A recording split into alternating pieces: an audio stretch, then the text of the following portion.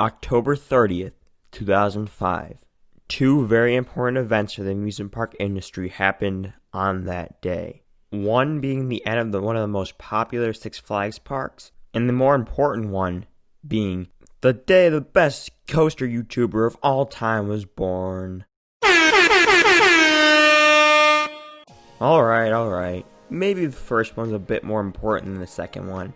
But anyways, we just hit the 15th anniversary of Six Flags Astroworld's closure, and I thought the park deserved a tribute from the coaster YouTuber born on the same day. Today, I'll be ranking every former coaster of Six Flags Astroworld to honor the park in its history. In total, the park had 12 coasters that were at the park at some point during its history, and today we'll be talking about all of them. I'd also like to make you aware this is my opinion, and feel free to kindly voice yours in the comments below. Keep in mind that I haven't actually been to the park, and a lot of these coasters are very unique models, so it may be a bit tougher for me to rank some of these coasters. Now before we get to the list, I'd like to make you guys aware that I made a similar video about Geauga Lake.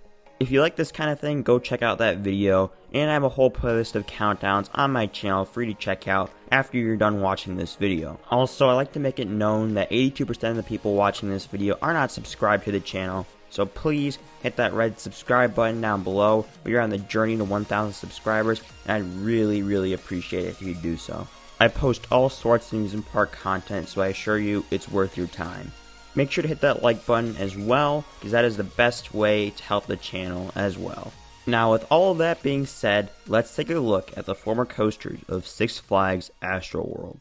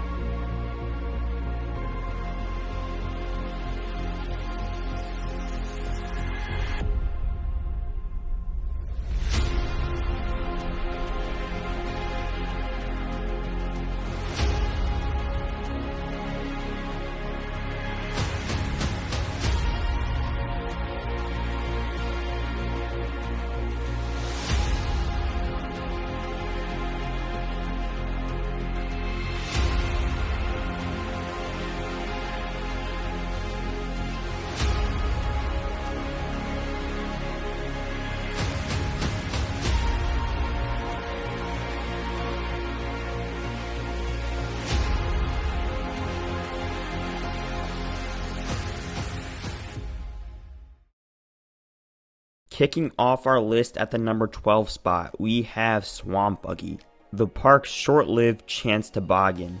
I say short-lived because it was only at the park for 3 years. These things are really popular in the 1970s for their compact blueprint, which made it easy for parks to put them in wherever they wanted. Unfortunately, these rides are known for a poor ride experience and never really got that popular. If you want to try one of these for yourself, you can do so at Little America in Wisconsin. It also looks like one of these are being rebuilt in Brazil as well. Narrowly avoiding the basement, at number 11, we have Serial Thriller. This is your stereotypical SLC of the 90s. I know from personal experience that they provide poor ride experiences. I'm guessing that this one was no exception. This ride has the same color scheme as Mighty Racer at Darien Lake as well.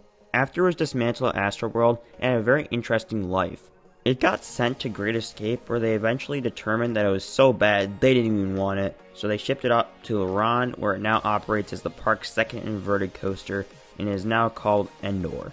A surprise choice to kick off the top 10, we actually have the park's mini mine train, Serpent.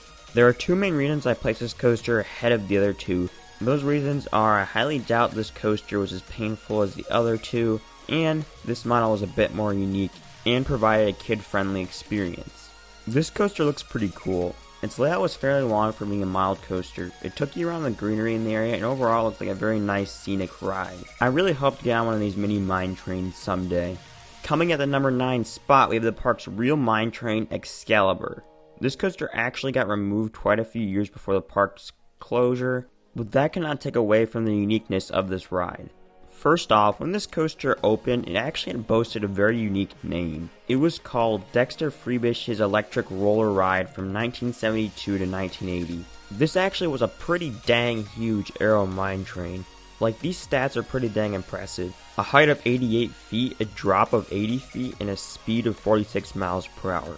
Its structure looked really cool next to the road. After its time at Astroworld, it was shipped to Frontier City where it sat in storage for 5 years and was finally scrapped, and its trains were sent to Six Flags over Texas. Coming at the number 8 spot, we have Batman the Escape, the Intamin stand-up coaster. We talked about this coaster many times before on this channel due to its time in Darien Lake's junkyard. But for those who haven't seen those videos, this coaster was part of Six Flags' ride relocation program but found its home at Astroworld for a little while. It then got shipped to Darien Lake after the park closed and never got rebuilt and later was scrapped. That may have been for the better because those who rode it said it delivered a very poor ride experience. It was known for being very rough and not enjoyable. However, it was a very storied ride and it is more thrilling than most of the other coasters I've talked about so far. Coming in at the number 7 spot, we have Mayan Mindbender. For starters, what a unique coaster. This coaster is themed to a pyramid built by the Maya, an indigenous people of Central America and Mexico. This coaster had its first go up at Bablo Island in Canada, but after that park closed, it was shipped down to Astroworld. This coaster was inside a mock pyramid, and the model was actually a custom MK700. It had single file seating, but it could squeeze in 2 people per row, sort of an old-fashioned bobsled kind of feel. This coaster was very small, but I suspect it provided a fun ride experience due to the darkness of the building. This coaster has been reopened at Hornet at Wonderland Amusement Park, about 9 hours northwest of Houston in Amarillo, Texas. For those in Houston looking for a ride on one of these coasters, this could be your opportunity. This is definitely a cool family attraction, but not the most thrilling ride. Checking in at number 6, we have Viper, the first of the park's multiple Schwarzkopf coasters. This coaster seems like a pretty standard Schwarzkopf looping star with one inversion, and I'm okay with that. I like these kind of rides. I've done Scorpion at Busch Gardens Tampa. However, this one looks even more intense, which makes me feel like it could have been a really solid coaster. I'm guessing that it pulled quite a few G's on those turns as well. Talking about the history of this coaster, it started its life as Jet Scream at Six Flags St. Louis in 1981 and then got removed in 1988 and then relocated in 1989 to Six Flags Astroworld. It then took on the name Viper and got a really cool tunnel on the first drop. Unfortunately, this coaster was scrapped when the park closed. However, you can still ride a looping star at Frontier City today. Flying into the top 5, we have XLR8, the park's aerodynamics suspended coaster. This is one of the smaller aero suspended coasters, but it provided a fairly long experience with a duration of about 3 minutes. This was one of the first aero suspended coasters, so that might explain the milder layout. The reason I have this coaster ranked so high is because I really enjoy aero suspended coasters. They provide a really unique sensation when they swing side to side. This coaster was elevated fairly high off the ground, so that could provide a slightly scarier sensation of flying off the ride. For Fright Fest in 2002, they flipped the last 4 cars of the train backwards and renamed the ride 8RLX. They would revert it back to XLR8, but the last 4 cars remained backwards. After the ride closed, some of, if not all, of the trains were sent to be used at Ninja at Six Flags Magic Mountain. All in all, the story of this coaster, paired with the uniqueness of it, gave it a top 5 spot on this list. Launching at the number 4 spot, we have Greased Lightning, the park's only launch coaster. This is another one of the park's 3 Schwarzkopf coasters. This one is actually a now rare shuttle loop. This used to be a way more common ride model, but now there's only one left at Knott's Berry Farm with Montezuma's Revenge. This coaster was built at the park in 1978 and lived at the park until its closure in 2005. It was then shipped to Joyland Amusement Park in Lubbock, Texas. Correct me in the comments if I got that wrong, and still remains in storage to this day. The reason I rank this coaster so high is because of its intensity and the forceful launch it gave. I've personally not ridden a shuttle loop, but I've heard the compact layout makes the ride very forceful combined with a typical Schwarzkopf intensity, earning it a top 5 spot on this list. Kicking off the top 3 with a bang, we have Texas Cyclone. This may have been the most painful casualty of the park for most of its fans. This coaster was a substitute for the park's original plan to buy and relocate Coney Island Cyclone. That proved to be too expensive, but the park hired William Cobb to design a mirror image of the Cyclone. The coaster was an icon for the park and really helped to give it some personality and stood out as the park's only wooden coaster.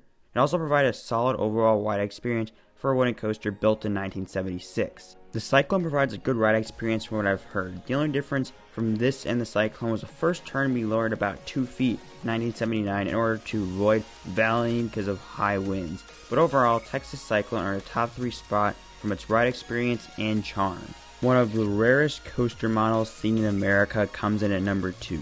At the number 2 spot, we have Ultra Twister. Ultra Twister started its life at Six Flags Great Adventure and then was relocated at Six Flags Astroworld in 1990. The park enjoyed this coaster for 15 years. Not many people have ridden an Ultra Twister, but its uniqueness alone is able to get it a high spot on this list. This coaster is amusing to watch on footage with its heartline rolls and switch track. After its time at Astroworld, it was shipped off to Six Flags America, where it sat in storage for 4 years before being scrapped entirely. This coaster was one of the few liked Togo coasters in America, provided some unique thrills that are hard to find anywhere in the world. Coming in at the number 1 spot, we have Texas Tornado, the multi-inversion Schwarzkopf Looper. This coaster started its life as a traveling coaster and spent a year at Groenland, where it operated in 1996, and then was moved to Astroworld in 1998, where it would spend 2 years. This coaster provided an incredibly unique and intense experience with its staggering 4 loops. The coaster got rave reviews from guests, but the Texas heat caused many maintenance issues for the coaster. The ride was removed in 2000 and was sent over to Six Flags Discovery Kingdom, where it operated for 2 years as Zonga. It was shipped to Mexico's San Marcos National Fair, where it operated from 2008 to 2014, where it was called Tsunami, and sat standing but not operating until 2016. It has since been placed in storage and still remains there. There's no telling if this coaster will ever run again. Regardless of what happens to this coaster, it provided a very intense ride that may have been a little too much for Astroworld to handle. Six Flags Astroworld provided thrills to the Houston area for many years with its unique collection of coasters. I'm sure if I visited this park, my list would look much different than it does today. In fact, I'm sure most of you have different opinions on the coasters at this park than me, given that many people have not visited this park. Make sure to tell me your thoughts if you've been to the park, and even if you haven't been to the park, make sure to voice your opinion in the comments section below. Anyways, I hope you enjoy learning about some of the coasters at this park. If you did, make sure to leave a like on this video and subscribe to the channel for more countdowns coming very soon. I'd like to thank you all for watching, and I'll see you all in the next video.